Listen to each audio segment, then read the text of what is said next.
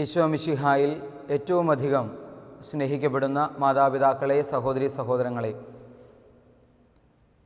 വിശുദ്ധ ലൂക്കായുടെ സുവിശേഷം 13-ാം അധ്യായത്തിൻ്റെ ആദ്യ ഭാഗത്ത് പശ്ചാത്താപത്തിൻ്റെ ആവശ്യകത വ്യക്തമാക്കുന്ന തിരുവാക്യങ്ങളാണ് ഈശോ അരുൾ ചെയ്യുന്നതായി നമ്മൾ കാണുക. സാധാരണ രീതിയിൽ എപ്പോഴും സ്നേഹത്തിൻ്റെയും കാരുണ്യത്തിൻ്റെയും ദയയുടെയും അനുകമ്പയുടെയും വാക്കുകൾ മാത്രം യേശുവിൻ്റെ നാവിൽ നിന്ന് പുറപ്പെടുന്നതായി തിരുവാക്യങ്ങളിൽ നമ്മൾ വായിക്കുമ്പോൾ, ഈ ഒരു ഭാഗത്ത് അല്പം മൂർച്ചയേറിയ ചില വാക്യങ്ങൾ നമുക്ക് കാണാനായിട്ട് സാധിക്കും. യേശു തീർച്ചയായും അനുകമ്പയും സ്നേഹവും ആർദ്രതയും ക്ഷമയും കരുണയും സ്നേഹവും ധാരാളമായി തൻ്റെ പ്രസംഗത്തിൽ അത്തരത്തിൽ പ്രസംഗിക്കുമ്പോഴും ഇടയ്ക്ക് ചില ഭാഗങ്ങളിലൊക്കെ, ചില സ്ഥലങ്ങളിലൊക്കെ വളരെ മൂർച്ചയേറിയ പദപ്രയോഗങ്ങൾ നടത്തുന്നതായി നമുക്ക് കാണാൻ കഴിയും. അതിലൊന്നാണ് ലൂക്കായുടെ സുവിശേഷം 13-ാം അധ്യായത്തിൻ്റെ ആദ്യ ഭാഗത്ത് നമ്മൾ കാണുന്നത്. അത് പ്രകാരമാണ്: പശ്ചാത്താപിക്കുന്നില്ലെങ്കിൽ നിങ്ങളെല്ലാവരും ഇതുപോലെ നശിക്കും. പശ്ചാത്തപിക്കുന്നില്ലെങ്കിൽ നിങ്ങളെല്ലാവരും ഇതുപോലെ നശിക്കും. പശ്ചാത്തപിക്കാത്തവർ നശിക്കുമെന്ന് വ്യക്തമായും കൃത്യമായും ഈ തിരുവചന ഭാഗത്ത് ഈശോ പറയുന്നുണ്ട്. ആത്മരക്ഷ സാധ്യമാകണമെങ്കിൽ, ആത്മാവ് നശിച്ചു പോകാതിരിക്കണമെങ്കിൽ ജീവിതം പശ്ചാത്താപത്തിൻ്റെയും അനുതാപത്തിൻ്റെയും ജീവിതമാക്കി മാറ്റണം. എപ്പോഴാണ് ഈ പശ്ചാത്താപം ആരംഭിക്കേണ്ടത്? എപ്പോഴാണ് ഈ അനുതാപം നമ്മളിൽ സംഭവിക്കേണ്ടത്? ഈശോ അത് എപ്പോഴാണ് സംഭവിക്കേണ്ടത് എന്ന് വ്യക്തമാക്കുന്നതിന് വേണ്ടി കൂടെയാകാം 2 ദുരന്ത സംഭവങ്ങൾ ജനത്തിൻ്റെ മുൻപിൽ അവതരിപ്പിക്കുന്നത്. ഈ 2 ദുരന്ത സംഭവങ്ങൾ ജനത്തിൻ്റെ മുൻപിൽ 13-ാം അധ്യായം 1 മുതൽ 6 വരെയുള്ള വാക്യങ്ങളിലായി 2 ദുരന്ത സംഭവങ്ങൾ ജനത്തിൻ്റെ മുൻപിൽ അവതരിപ്പിക്കുന്ന ഈശോയെ നമ്മൾ കാണുന്നുണ്ട്. എന്തിനു വേണ്ടിയായിരിക്കാം ഈ 2 സംഭവങ്ങൾ ജനത്തോട് ഈശോ പറഞ്ഞത്? തീർച്ചയായും അതിൻ്റെ കാരണത്തെ ഇപ്രകാരം നമുക്കൊന്ന് മനസ്സിലാക്കാൻ ശ്രമിക്കാം. അപ്രതീക്ഷിതമായി നിൻ്റെ ജീവിതത്തിൽ ദുരന്തങ്ങൾ കടന്നു വരാം. ഏതു നിമിഷം വേണമെങ്കിലും നിൻ്റെ ജീവിതത്തിൽ ദുരന്തങ്ങൾ കടന്നു വരാം. ഏതു നിമിഷവും നിൻ്റെ ജീവിതത്തിൽ ദുരന്തം കടന്നു വരുമെങ്കിൽ ആ ദുരന്തം ഒരുപക്ഷെ മരണം എന്ന ദുരന്തമാണ് എങ്കിൽ പിന്നീട് പശ്ചാത്തപിക്കുക നിനക്ക് സാധ്യമല്ല, അനുതപിക്കുക നിനക്ക് സാധ്യമല്ല. മരണശേഷം മാനസാന്തരം അസാധ്യമാണ്. മരണശേഷം അനുതാപം, പശ്ചാത്താപം, മാനസാന്തരം, തിരിച്ചുവരവ് അസാധ്യമാണ്. മരിക്കുന്നതിന് തൊട്ടു മുൻപത്തെ നിമിഷം വരെ തീർച്ചയായും നിനക്ക് മാനസാന്തരത്തിന് സാധ്യതയുണ്ട്.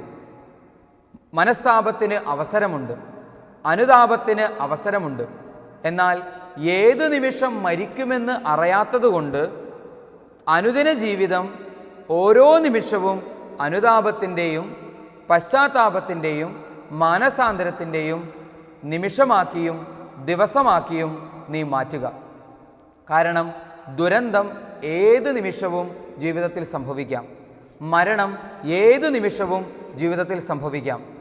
അതിൻ്റെ തെളിവെന്ന പോലെയാണ് ഈശോ 2 ദുരന്ത സംഭവങ്ങളിലൂടെ അനേകർ കൊല ചെയ്യപ്പെട്ട വിവരം അല്ലെങ്കിൽ മരിച്ച വിവരം ജനത്തിൻ്റെ മുൻപിൽ ഒരു സാക്ഷ്യം പോലെ ഈശോ അവതരിപ്പിക്കുക.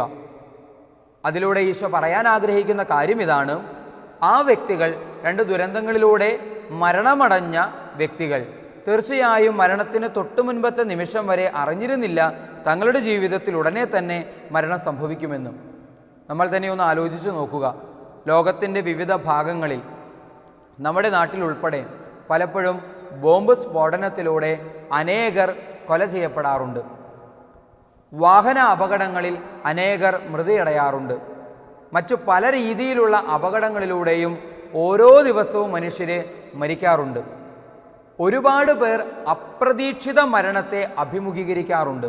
എന്നുവെച്ചാൽ ഒരിക്കലും പ്രതീക്ഷിക്കാത്ത സമയത്ത്, ഒരിക്കലും പ്രതീക്ഷിക്കാത്ത നിമിഷത്തിൽ, ഒരിക്കലും പ്രതീക്ഷിക്കാത്തൊരു സന്ദർഭത്തിൽ മരണം എന്ന അതിഥി ക്ഷണിക്കപ്പെടാതെ ജീവിതത്തിലേക്ക് കടന്നു വരികയാണ്. നമുക്ക് ആർക്കും അറിഞ്ഞുകൂടാ എപ്പോഴാണ് നമ്മൾ മരിക്കുക എന്ന്. ഒരു ദിവസം മരിക്കുമെന്ന് നമുക്കറിയാം. എങ്കിലും ഞാനും നിങ്ങളും മഹാഭൂരിപക്ഷം ആളുകളും മരണമങ്ങ് ദൂരെ എവിടെയോ നിൽക്കുന്നൊരു യാഥാർത്ഥ്യമാണ് എന്ന് കരുതുന്നവരാണ്. ഏത് നിമിഷവും ജീവിതത്തിൽ സംഭവിക്കാവുന്ന ഒരു യാഥാർത്ഥ്യമാണ് മരണമെങ്കിൽ അതിനു മുൻപ് തന്നെ അനുദപിക്കേണ്ടതും പശ്ചാത്തപിക്കേണ്ടതും അത്യാവശ്യമുള്ള കാര്യമാണ്. കാരണം പശ്ചാത്തപിക്കുന്നില്ലെങ്കിൽ മരിക്കുമെന്ന് ഈശോ അസന്നിഗ്ധമായി നമ്മോട് പറയുന്നു. പശ്ചാത്തപിക്കുന്നില്ലെങ്കിൽ നശിക്കുക എന്ന് പറഞ്ഞാൽ ആത്മാവ് നശിച്ചു പോകുമെന്ന്, ആത്മാവ് നിത്യനരകത്തിന് അർഹമായി തീരുമെന്ന് ഈശോ അസന്നിഗ്ധമായി പഠിപ്പിക്കുന്നു. അപ്പോൾ പശ്ചാത്താപം ജീവിതത്തിൻ്റെ നിത്യമായ രക്ഷയ്ക്ക് അവശ്യ ഘടകമാണ് എങ്കിൽ നിർബന്ധമായും പശ്ചാത്തപിച്ചേ മതിയാകൂ. അത് എപ്പോൾ സംഭവിക്കണം? ഈ നിമിഷം തന്നെ സംഭവിക്കണം. കാരണം മരണം എപ്പോൾ സംഭവിക്കുമെന്ന് നമുക്കറിഞ്ഞുകൂടാ.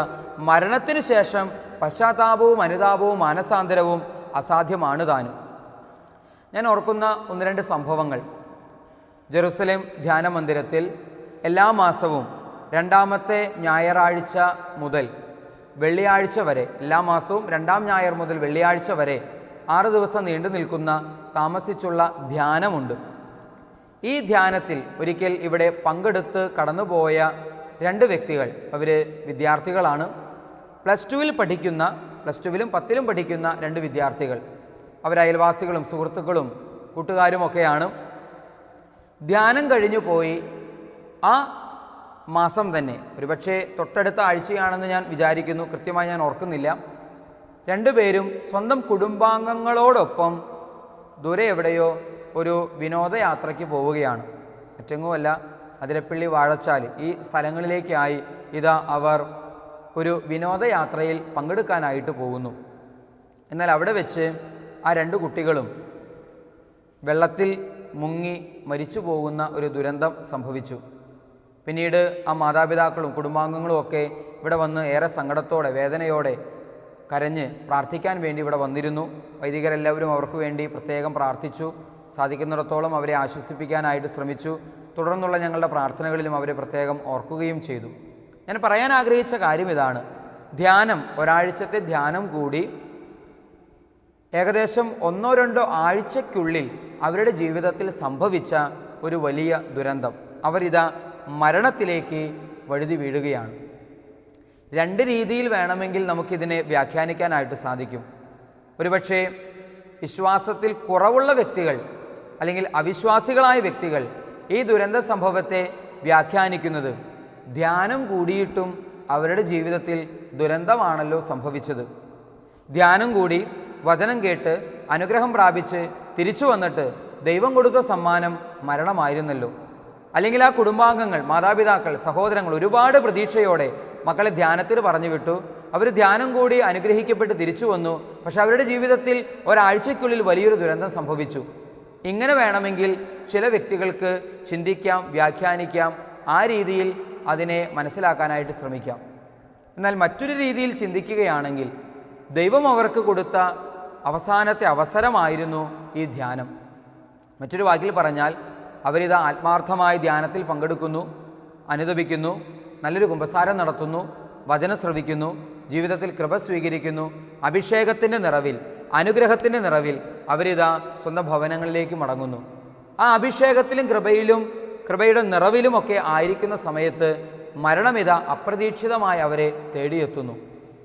പ്രിയപ്പെട്ടവരെ, അഭിഷേകത്തിൻ്റെയും കൃപയുടെയും വിശുദ്ധിയുടെയും അനുഗ്രഹത്തിൻ്റെയും നിറവിലാണ് അവർ മരിക്കുന്നത് എങ്കിൽ തീർച്ചയായും സ്വർഗരാജ്യ പ്രവേശനം വളരെ എളുപ്പമായി തീരുകയാണ്. ഏറ്റവും ഉചിതമായ സമയത്ത് തന്നെ അവരെ ഒരുപക്ഷെ ഈശോ വിളിച്ചുവെന്ന് നമുക്ക് ഈ രീതിയിൽ മനസ്സിലാക്കാനായിട്ട് സാധിക്കും. അപ്രതീക്ഷിതമായി ജീവിതത്തിലേക്ക് മരണമെന്ന അതിഥി ക്ഷണിക്കപ്പെടാതെ കടന്നു വരും. എപ്പോഴാണെന്ന് അറിയാത്തതുകൊണ്ട് അനുദിന ജീവിതത്തിൽ ഓരോ നിമിഷവും പരിഹാരത്തിൻ്റെയും പ്രായശ്ചിത്തത്തിൻ്റെയും പശ്ചാത്താപത്തിൻ്റെയും അനുതാപത്തിൻ്റെയും മാനസാന്തരത്തിൻ്റെയും ജീവിതമാക്കി നമ്മുടെ ജീവിതങ്ങളെ മാറ്റാനായിട്ട് നമുക്ക് സാധിക്കട്ടെ. ഞാൻ ഈ കുഞ്ഞുങ്ങളെക്കുറിച്ച്, ഈ കുട്ടികളെക്കുറിച്ച്, ഈ ദുരന്ത സംഭവത്തെക്കുറിച്ച് ഇവിടെ നടക്കുന്ന ധ്യാനത്തിൽ ക്ലാസ് എടുക്കാൻ വരുന്ന ഒരു സഹോദരനോട് ഇപ്രകാരം ഈ ദാരുണ സംഭവം വിവരിച്ചു. അന്നേരം അദ്ദേഹം പറഞ്ഞ വാക്കുകൾ ഇപ്രകാരമായിരുന്നു: ഭാഗ്യപ്പെട്ട മരണമാണ്. കാരണം ധ്യാനം കൂടി അനുഗ്രഹം പ്രാപിച്ച് ഏതാനും ദിവസങ്ങൾക്കുള്ളിൽ, ആഴ്ചകൾക്കുള്ളിൽ അവർ മരിച്ചപ്പോൾ അവരുടെ ആത്മാവ് സ്വർഗരാജ്യ പ്രവേശനത്തിന് യോഗ്യമാകത്തക്ക രീതിയിൽ ഒരുപക്ഷെ ഒരുക്കപ്പെട്ടിട്ടുണ്ടാകാം. അങ്ങനെയാണെങ്കിൽ അത് തീർച്ചയായും ഭാഗ്യപ്പെട്ട ഒരു മരണമാണ്. തുടർന്ന് അദ്ദേഹം ഒരു സംഭവം കൂടെ, അദ്ദേഹത്തിന് നേരിട്ട് പരിചയമുള്ള ഒരു സംഭവം കൂടെ എന്നോട് അന്നേരം വിവരിക്കുകയുണ്ടായി. സംഭവം മറ്റൊന്നുമല്ല, അദ്ദേഹം ഒരു സ്ഥലത്ത് കൺവെൻഷനിൽ കൺവെൻഷൻ നടത്തുകയാണ്. കൂട്ടത്തിൽ 1-2 വൈദികരുണ്ട്. അദ്ദേഹം ആ ധ്യാനത്തിലെ മുഖ്യ പ്രസംഗിക്കുന്ന വ്യക്തിയാണ്, വചന സന്ദേശം പങ്കുവയ്ക്കുന്ന വ്യക്തിയാണ്. 5 ദിവസം നീണ്ടുനിന്ന കൺവെൻഷൻ, വളരെ മനോഹരമായ രീതിയിൽ അഭിഷേകത്തിൻ്റെ നിറവിൽ ആ കൺവെൻഷൻ നടന്നു. അനേകർക്ക് സൗഖ്യവും കൃപയും അനുഗ്രഹമൊക്കെ സ്വീകരിക്കാൻ സാധിച്ചു. ഒത്തിരി സാക്ഷ്യങ്ങളൊക്കെ ഉണ്ടായിരുന്നു. ആ കൺവെൻഷൻ്റെ സമാപന ദിനത്തിൽ ഒരു വ്യക്തി ഈ സഹോദരനെ, കൺവെൻഷൻ നടത്തിയ സഹോദരങ്ങളിൽ അല്ലെങ്കിൽ ധ്യാനം നടത്തിയ ടീം അംഗങ്ങളിൽ എന്നോട് ഈ വിവരം പങ്കുവെക്കുന്ന ബ്രദറിൻ്റെ അടുത്ത് ഒരു മനുഷ്യൻ കാണാനായിട്ട്, പ്രാർത്ഥിക്കാനായിട്ട് വരികയാണ്. ഇങ്ങനെ കടന്നു വന്ന മനുഷ്യൻ വളരെ സുമുഖനായ, നല്ലൊരു കുടുംബജീവിതം നയിക്കുന്ന നല്ലൊരു മനുഷ്യൻ. അദ്ദേഹമാണ് ആ കൺവെൻഷന് വേണ്ടി എല്ലാ കാര്യങ്ങളും ക്രമീകരിച്ച വ്യക്തി. കൺവെൻഷൻ്റെ ഒരുക്ക ദിവസം മുതൽ തന്നെ അതിനുവേണ്ടി ധാരാളമായിട്ട് പ്രാർത്ഥിക്കുകയും ഒരുങ്ങുകയും അതിൻ്റെ ആത്മീയമായ ഒരുക്കവും ഭൗതികമായ ഒരുക്കവും അതിനുവേണ്ടി എല്ലാ ക്രമങ്ങളും ക്രമീകരണങ്ങളും എല്ലാം സജ്ജമാക്കി ഓടി നടന്ന് അധ്വാനിച്ച മനുഷ്യൻ. കൺവെൻഷൻ ദിവസങ്ങളിൽ സാധിക്കുന്നിടത്തോളം സമയം ആഗ്രഹത്തോടെ, തീക്ഷ്ണതയോടെ, താല്പര്യത്തോടെ വചനം ശ്രവിച്ച് നല്ല കുമ്പസാരം നടത്തി വചനത്തിൻ്റെ അഭിഷേകത്തിൻ്റെ നിറവിൽ, പ്രാർത്ഥനയുടെ നിറവിൽ ആ 4-5 ദിവസത്തെ കൺവെൻഷൻ ഏറ്റവും ഭംഗിയായിട്ട് ഒരുങ്ങിയും പ്രാർത്ഥിച്ചും അതിനുവേണ്ടിയുള്ള എല്ലാ കാര്യങ്ങളും നടത്തിയും ഓടി നടന്ന ഒരു മനുഷ്യൻ. അദ്ദേഹമാണ് കൺവെൻഷൻ്റെ അവസാന ദിവസം, കൺവെൻഷനൊക്കെ കഴിഞ്ഞു 5-ാം ദിവസം പ്രാർത്ഥനയ്ക്ക് ശുശ്രൂഷകൾക്കെല്ലാം ശേഷം ഇതാ ഈ സഹോദരൻ്റെ അടുത്ത്, അവിടെ വചനം പ്രസംഗിച്ചിരുന്ന ഒരു ബ്രദറിൻ്റെ അടുത്ത് പ്രാർത്ഥിക്കാനായിട്ട് വരുന്നത്. അദ്ദേഹത്തിന് മുൻപിൽ മുട്ടുകുത്തി കൈകൾ കൂപ്പി എനിക്ക് വേണ്ടി പ്രാർത്ഥിക്കണം, എൻ്റെ കുടുംബത്തിന് വേണ്ടി പ്രാർത്ഥിക്കണമെന്ന് പറഞ്ഞ് കൈകൾ കൂപ്പി നിൽക്കുകയാണ്. അപ്പോൾ ഈ സഹോദരൻ, ധ്യാനം പ്രസംഗിച്ച സഹോദരൻ, അദ്ദേഹത്തിൻ്റെ ശിരസിൽ കൈവച്ച് അദ്ദേഹത്തെ അനുഗ്രഹിച്ചു പ്രാർത്ഥിച്ചു. ഏതാനും നിമിഷങ്ങൾ പ്രാർത്ഥന കഴിഞ്ഞ് അദ്ദേഹം കൈയെടുത്തു. ആ സമയത്ത് ഇതാ ഈ സഹോദരൻ്റെ കാൽക്കലേക്ക് അദ്ദേഹം ഇങ്ങനെ കൈയുമായിട്ട് ഇങ്ങനെ കുനിയുകയാണ്. അപ്പോൾ ഈ ബ്രദർ വിചാരിച്ചു, കാലിൽ തൊട്ട് വന്ദിക്കാൻ വേണ്ടിയാകുമെന്ന് കരുതി, ചേട്ടൻ എന്തേ കാണിക്കുന്നത്, എൻ്റെ കാലിലൊന്നും വീഴേണ്ട കാര്യമില്ലെന്ന് പറഞ്ഞ് വേഗം മാറി അദ്ദേഹത്തെ കയ്യിൽ പിടിക്കാനായിട്ട് ശ്രമിച്ചു. പക്ഷെ സത്യത്തിൽ അദ്ദേഹം കാലിൽ പിടിക്കാൻ വേണ്ടി കുനിഞ്ഞതായിരുന്നില്ല, അദ്ദേഹം കുഴഞ്ഞ് വീണ് മരിക്കുകയായിരുന്നു. ആ നിമിഷത്തിൽ ഇതാ അദ്ദേഹത്തിൻ്റെ കാലിൽ പിടിക്കാൻ എന്ന പോലെ തോന്നും വിധത്തിൽ അദ്ദേഹം സത്യത്തിൽ കുഴഞ്ഞ് അവിടെ വീണ് മരിക്കുകയായിരുന്നു. ഈ ബ്രദർ ആകെ സ്തംഭിച്ചു പോയി. പെട്ടെന്ന് ആൾക്കാരെ വിളിച്ചുകൂട്ടി കുഴഞ്ഞു വീണ ആളെ ഉടനെ തന്നെ എടുത്ത് ആസ്പത്രിയിൽ എത്തിച്ചു. പക്ഷേ അതിനു മുൻപ് തന്നെ അദ്ദേഹത്തിൻ്റെ മരണം സംഭവിച്ചിരുന്നു. പ്രിയപ്പെട്ടവരെ, വീണ്ടും ഈ സംഭവത്തിലേക്ക് നോക്കിക്കൊണ്ട് 2 രീതിയിൽ നമുക്കതിനെ വ്യാഖ്യാനിക്കാം.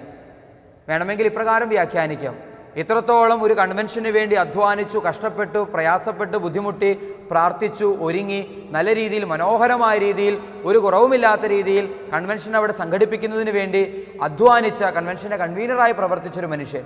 അദ്ദേഹം വെറുതെ ഓടി നടന്നു എന്ന് മാത്രമല്ല, കൺവെൻഷൻ്റെ 5 ദിവസങ്ങളിലും ശരിക്കും വചനം ശ്രവിച്ചു, കുമ്പസാരിച്ചു, അഭിഷേകത്തിലേക്കും അനുഗ്രഹത്തിലേക്കും കടന്നു വന്നു. ഇതൊക്കെ കഴിഞ്ഞിട്ടും അവസാന ദിവസം ദൈവം അദ്ദേഹത്തിന് കൊടുത്ത സമ്മാനം, അല്ലെങ്കിൽ അദ്ദേഹത്തിൻ്റെ കുടുംബത്തിന് കൊടുത്ത സമ്മാനം ആ പാവം മനുഷ്യൻ്റെ മരണമായിരുന്നുവല്ലോ. അങ്ങനെ വേണമെങ്കിൽ ചിന്തിക്കാം. എന്നാൽ മറ്റൊരു രീതിയിൽ ചിന്തിച്ചാൽ ഭാഗ്യപ്പെട്ട മരണമാണ്. കാരണം എല്ലാ അർത്ഥത്തിലും അദ്ദേഹം ഒരുങ്ങി, നല്ലൊരു കുമ്പസാരം നടത്തി, പാപങ്ങൾ ഏറ്റുപറഞ്ഞു, എല്ലാ രീതിയിലും പ്രാർത്ഥിച്ചൊരുങ്ങി, വചനം ശ്രവിച്ചു, കൃപ സ്വീകരിച്ചു, അഭിഷേകത്തിലേക്ക് കടന്നു വന്നു. അനുഗ്രഹത്തിൻ്റെയും അഭിഷേകത്തിൻ്റെയും കൃപയുടെയും നിറവിലായിരിക്കുന്നൊരു നിമിഷത്തിൽ ആ മനുഷ്യൻ്റെ ജീവിതത്തിലേക്ക് അപ്രതീക്ഷിതമായി മരണമെന്ന അതിഥി ക്ഷണിക്കപ്പെടാതെ കടന്നു വരുന്നു. അദ്ദേഹം മരിക്കുന്നു. അദ്ദേഹത്തിൻ്റെ ആത്മാവ് ഇതാ നിത്യസമ്മാനത്തിനായിട്ട് വിളിക്കപ്പെട്ടു. ആ മനുഷ്യന് ഒരുപക്ഷെ നമുക്ക് ആർക്കറിഞ്ഞുകൂടാ, ആ നിമിഷത്തിൽ തന്നെ സ്വർഗരാജ്യ പ്രവേശനം സാധ്യമാകുമാറ് കൃപയുടെ നിറവിലായിരിക്കാം അദ്ദേഹം മരിച്ചത്. പ്രിയപ്പെട്ടവരെ, ഇതാ ഈശോ ഈ 2 ദുരന്ത സംഭവങ്ങൾ, ലൂക്കായുടെ സുവിശേഷം 13-ാം അധ്യായത്തിൽ ഈശോ പറയുന്ന 2 ദുരന്ത സംഭവങ്ങൾ നമ്മുടെ മുൻപിൽ അവതരിപ്പിച്ചുകൊണ്ട് ഈശോ അതിനെ അർത്ഥമാക്കിയ കാര്യം എന്തായിരിക്കും?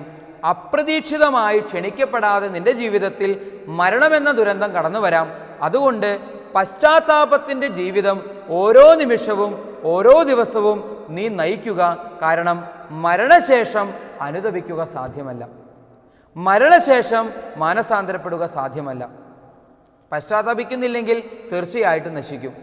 മരണത്തിന് മുൻപ് പശ്ചാത്താപം ആവശ്യമാണ്. മരണം എപ്പോഴാണെന്ന് നമുക്ക് ആർക്കും അറിഞ്ഞുകൂടാ. അതുകൊണ്ട് ഓരോ നിമിഷവും നിന്റെ ജീവിതം പശ്ചാത്താപത്തിൻ്റെയും മാനസാന്തരത്തിൻ്റെയും അനുതാപത്തിൻ്റെയും ജീവിതമായി മാറട്ടെ. ഇതാണ് ഈശോ ഈ ദുരന്ത സംഭവം നമ്മുടെ മുൻപിൽ അവതരിപ്പിച്ചുകൊണ്ട് നമ്മെ പഠിപ്പിക്കാനായിട്ട് ശ്രമിക്കുന്നത്. ഞങ്ങളുടെ സഭയിലെ ഒരു വൈദികൻ, ഞാൻ CMI സഭയിലെ അംഗമാണ്, തൃശ്ശൂർ ദേവമാതാ പ്രവിശ്യയിലെ അംഗമാണ്.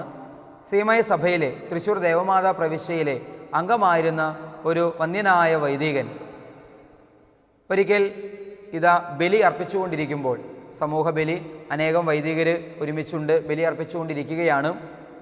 അനേകം ആളുകൾ ആ വിശുദ്ധ കുർബാനയിൽ പങ്കെടുക്കുന്നു.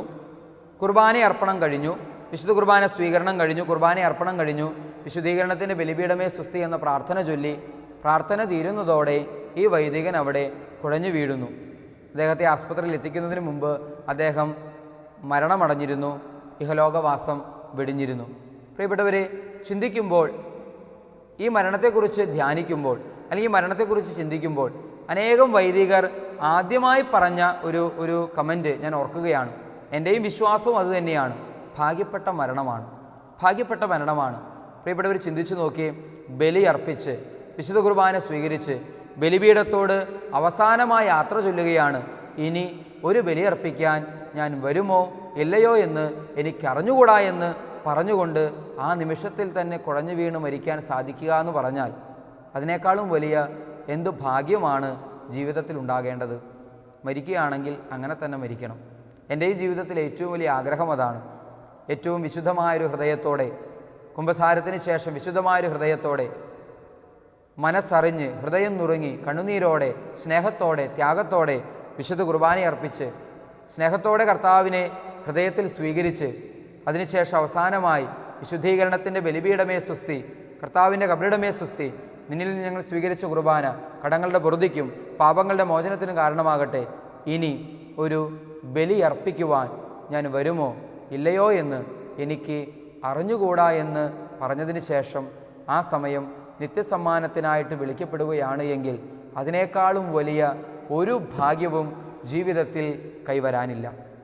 മരിക്കുകയാണെങ്കിൽ അങ്ങനെ മരിക്കണം, അങ്ങനെ മരിക്കാനായിട്ട് സാധിക്കണം. വിശുദ്ധമാക്കപ്പെട്ടൊരു ഹൃദയത്തോടെ വിശുദ്ധിയിൽ ബലിയർപ്പിച്ച് അവസാനമായ പ്രാർത്ഥനയും ചൊല്ലി അവിടെ ബലിപീഠത്തിൽ തന്നെ കുഴഞ്ഞു വീണ് മരിക്കുകയാണ് എങ്കിൽ, ബലിജീവിതം ബലിപീഠത്തിൽ പൂർത്തീകരിക്കപ്പെടുകയാണ് എങ്കിൽ അതിനേക്കാളും വലിയൊരു എന്തു ഭാഗ്യമാണുള്ളത്. ദൈവം അങ്ങനെ ഒരു ഭാഗ്യം നമുക്ക് നൽകട്ടെ എന്ന് നമുക്ക് പ്രാർത്ഥിക്കാം. പക്ഷേ ദൈവം അങ്ങനെ ഒരു ഭാഗ്യം നമുക്ക് നൽകുമോ എന്ന് അറിഞ്ഞുകൂടാ. കാരണം മരണം ഏത് നിമിഷത്തിലാണ് സംഭവിക്കുക എന്ന് നമുക്ക് ആർക്കും അറിഞ്ഞുകൂടാ എന്ന കാരണത്താൽ നിർബന്ധമായും അനുദിന ജീവിതം ഓരോ നിമിഷവും ബലിയുടെ ജീവിതമാക്കി മാറ്റുക. ബലിപീഠത്തിൽ മാത്രമല്ലല്ലോ ബലി നടക്കുന്നത്, അനുദിന ജീവിതം തന്നെ ബലിയാണ് എങ്കിൽ അനുദിന ജീവിതത്തെ ബലിയാക്കി മാറ്റി ജീവിതമാകുന്ന ബലിപീഠത്തിൽ വിശുദ്ധിയോട് ബലിയർപ്പിച്ച് അനുദിന ജീവിതം പരിഹാരത്തിൻ്റെയും പ്രായശ്ചിത്തത്തിൻ്റെയും പശ്ചാത്താപത്തിൻ്റെയും മാനസാന്തരത്തിൻ്റെയും ജീവിതമാക്കി മാറ്റി അങ്ങനെ അത്തരമൊരവസ്ഥയിൽ മരണമടയാൻ സാധിച്ചാൽ ഇത് നമ്മുടെ ആത്മാവ് തമ്പുരാൻ്റെ സന്നിധിയിലേക്കാണ്, നിത്യസൗഭാഗ്യത്തിലേക്കാണ്, നിത്യ ആനന്ദത്തിലേക്കാണ് കരകയറ്റപ്പെടുക. ലൂക്കായുടെ സുവിശേഷം 13-ാം അധ്യായത്തിൽ ഈശോ ഇത് പറയാതെ പറഞ്ഞു വെക്കുന്ന ഒരു യാഥാർത്ഥ്യം. ആ സുവിശേഷത്തിൻ്റെ 2-ാമത്തെ പാരഗ്രാഫിൻ്റെ തുടക്കം അല്ലെങ്കിൽ അതിൻ്റെ ഹെഡിങ് ഇപ്രകാരമാണ്: ഫലം നൽകാത്ത അത്തിവൃക്ഷം. പശ്ചാത്താപം ആ വിഷയത്തെക്കുറിച്ച് പറഞ്ഞ് ഉടനെ തന്നെ ഈശോ പിന്നീട് പറയുന്ന ഉപമയാണ് ഫലം തരാത്ത അത്തിവൃക്ഷം. ഈ ഉപമയിൽ നമ്മൾ വായിക്കുന്ന ഒരു പ്രധാനപ്പെട്ട വാക്യം അല്ലെങ്കിൽ ഒരു പ്രധാന സവിശേഷതയുള്ള ഒരു വാക്യം ഇതാണ്: ഒരുവൻ മുന്തിരിത്തോട്ടത്തിൽ ഒരു അത്തിവൃക്ഷം നട്ടുപിടിപ്പിച്ചു. മുന്തിരിത്തോട്ടത്തിൽ മുന്തിരിച്ചെടികളല്ലേ നട്ടുപിടിപ്പിക്കേണ്ടത്, അല്ലാതെ അത്തിവൃക്ഷമല്ലല്ലോ. പക്ഷെ എന്തിനാണ് മുന്തിരിത്തോട്ടത്തിൽ അത്തിവൃക്ഷം നട്ടുപിടിപ്പിച്ചത്? പ്രധാനപ്പെട്ട 3 സാധ്യതകളുണ്ട്. ഒന്നാമത്തെ ഒരു സാധ്യത ഇതാണ്: ഒരുപക്ഷെ മുന്തിരിച്ചെടികളിൽ ചിലത് ഫലം നൽകാതെ വന്നപ്പോൾ അതിനെ അവിടെ നിന്ന് വെട്ടിക്കളഞ്ഞ് ആ സ്ഥാനത്ത് അത്തിവൃക്ഷം നട്ടുപിടിപ്പിച്ചിട്ടുണ്ടാകാം. ഒരു സാധ്യത അതാണ്. ഇനി അതിനേക്കാളും കൂടുതൽ മറ്റൊരു സാധ്യതയുണ്ട്. നന്നായി ഫലം പുറപ്പെടുവിച്ചിരുന്ന മുന്തിരിച്ചെടികൾ തന്നെയാണ്. എങ്കിലും അത്തിവൃക്ഷം നട്ടുപിടിപ്പിക്കുന്നതിന് വേണ്ടി നിലവിൽ ഫലം പുറപ്പെടുവിച്ചുകൊണ്ടിരുന്ന ആ മുന്തിരിച്ചെടികളെ അവിടെ നിന്ന് നീക്കം ചെയ്ത് അവിടെ അത്തിവൃക്ഷം നട്ടുപിടിപ്പിച്ചു. കാരണം അത്തിവൃക്ഷത്തോട് അത്രയും ഒരു താല്പര്യം, ആഗ്രഹം, ഇഷ്ടം ഈ ഉടമസ്ഥന് തോന്നിയിട്ടുണ്ടാകാം. മൂന്നാമത്തെ മറ്റൊരു സാധ്യത, മുന്തിരിത്തോട്ടത്തിൽ അത്തിവൃക്ഷം നട്ടുപിടിപ്പിച്ചത് ഒരുപക്ഷെ ഇടവിളയായിട്ടാകാം. നമ്മുടെ നാട്ടിൽ ഇടവിളകൾ നമ്മൾ നടാറുണ്ട്. ഉദാഹരണത്തിന് നെൽകൃഷി ചെയ്യുന്ന വയലിൽ അതിൻ്റെ വരമ്പത്ത് പയറ് ചിലപ്പോൾ നട്ടുപിടിപ്പിക്കാറുണ്ട്. അതിന് ഇടവിള എന്നാണ് നമ്മൾ വിശേഷിപ്പിക്കുക. എന്നതുപോലെ മുന്തിരിത്തോട്ടത്തിൽ ഇടവിളയായി അത്തിവൃക്ഷം നട്ടുപിടിപ്പിച്ചതുമാകാം. ഇങ്ങനെ 3 സാധ്യതകൾ നമ്മുടെ മുൻപിലുണ്ട്. ഏതായാലും ആ കർഷകൻ അത്തിവൃക്ഷത്തിന് ഒരുപാട് പ്രാധാന്യം കൊടുത്തിരുന്നു. അതുകൊണ്ടാണ് മുന്തിരിത്തോട്ടത്തിൻ്റെ ഹൃദയഭാഗത്ത്, മധ്യഭാഗത്ത്, മുന്തിരിത്തോട്ടത്തിൻ്റെ നടുവിൽ ഒരു അത്തിവൃക്ഷം നട്ടുപിടിപ്പിക്കാനായിട്ട് ഈ കർഷകൻ തയ്യാറാകുന്നത്. ഈ ഉപമ, ഇതൊരു ഉപമയാണ്. ഈ ഉപമയുടെ സന്ദേശം നമുക്ക് മനസ്സിലാക്കണമെങ്കിൽ തീർച്ചയായും അതിനെ ഉപമയ്ക്ക് തൊട്ടു മുൻപിലായി പറയുന്ന പശ്ചാത്താപം എന്ന വിഷയത്തോട് ബന്ധപ്പെടുത്തി വേണം ഈ ഉപമയുടെ ശരിക്കുള്ള അർത്ഥം മനസ്സിലാക്കാനായിട്ട് ശ്രമിക്കേണ്ടത്. ഇതുവരെ നമ്മൾ പറഞ്ഞു വയ്ക്കുകയായിരുന്നു, ലൂക്കായുടെ സുവിശേഷം 13-ാം അധ്യായത്തിൻ്റെ 1 തൊട്ട് 6 വരെയുള്ള വാക്യങ്ങളിൽ പശ്ചാത്താപത്തിൻ്റെ ആവശ്യകത പറഞ്ഞ് തൊട്ടടുത്ത നിമിഷത്തിൽ ഇത് അത്തിവൃക്ഷത്തിൻ്റെ ഉപമ പറയുന്നു. പശ്ചാത്താപവും ഫലം പുറപ്പെടുവിക്കാത്ത അത്തിവൃക്ഷത്തിൻ്റെ ഉപമയും ഈ രണ്ടിനെയും ചേർത്ത് വെച്ച് വ്യാഖ്യാനിക്കാൻ, മനസ്സിലാക്കാൻ ശ്രമിക്കുമ്പോൾ നമ്മൾ എത്തിച്ചേരുന്ന ഉത്തരം ഇതാണ്: പശ്ചാത്താപത്തിൻ്റെ ഫലം പുറപ്പെടുവിക്കുന്ന വ്യക്തികളായി മാറണം ഓരോ ക്രിസ്തു ശിഷ്യനും. പശ്ചാത്താപത്തിൻ്റെ സൽഫലങ്ങൾ പുറപ്പെടുവിക്കാൻ എന്ന് വെച്ച് കഴിഞ്ഞാൽ അനുദിന ജീവിതത്തിൽ നമ്മൾ ചിന്തയിലും വാക്കിലും പ്രവൃത്തിയിലും അറിഞ്ഞുമറിയാതെയും ചെയ്യുന്ന പാപത്തെക്കുറിച്ച് അനുനിമിഷവും അനുദപിക്കാനും പശ്ചാത്തപിക്കാനും തയ്യാറാകണം. കേവലം അനുദപിക്കുക, പശ്ചാത്തപിക്കുക എന്ന് പറഞ്ഞാൽ പാപത്തെക്കുറിച്ചോർത്ത് മാപ്പ് ചോദിക്കൽ മാത്രമല്ല, നേരെ മറിച്ച് മാപ്പ് ചോദിച്ച് ദൈവ തൃക്കരങ്ങളിൽ നിന്ന് നമ്മൾ സ്വീകരിക്കുന്ന ക്ഷമയും കാരുണ്യവും അനുദിന ജീവിതത്തിൽ പങ്കുവെച്ചു കൊടുത്ത് ഫലം പുറപ്പെടുവിക്കുന്നവരായി നമ്മൾ മാറണം. നമ്മുടെ പാപത്തെക്കുറിച്ച് നമ്മൾ അനുദപിക്കുന്നു, പശ്ചാത്തപിക്കുന്നു, മാപ്പ് ചോദിക്കുന്നു, കുമ്പസാരിക്കുന്നു, ക്ഷമ സ്വീകരിക്കുന്നു, ദൈവസ്നേഹം സ്വീകരിക്കുന്നു. അതോടെ അവസാനിക്കരുത്. ഇനി അനുദിന ജീവിതത്തിൽ സ്വീകരിച്ച ക്ഷമയും സ്വീകരിച്ച സ്നേഹവും പങ്കുവെച്ചു കൊടുക്കാനായിട്ട് നമുക്ക് സാധിക്കണം. അതാണ് ഫലം പുറപ്പെടുവിക്കുക എന്ന് പറയുമ്പോൾ അർത്ഥമാക്കുക.